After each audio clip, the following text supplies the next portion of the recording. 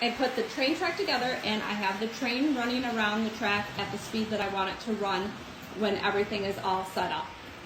It's been past the curly snow quite a few times, and the snow hasn't moved at all.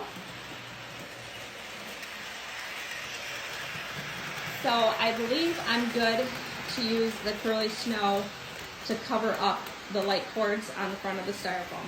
Then I did cut the 2 pieces of styrofoam back. I found one more piece of styrofoam, so I guess my pack come with 6.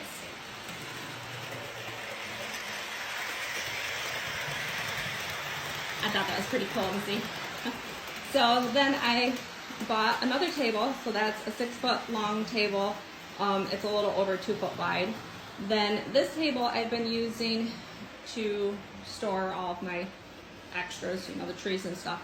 I'm gonna need to clear that off and find somewhere for that table because I need to get back to that chair to turn the train on and off. And it's a little tight right there to get through. And then I have my exercise bike right there. So tonight I'm gonna have to work on that, clearing that off, find somewhere for that table so I can work on the rest of the village.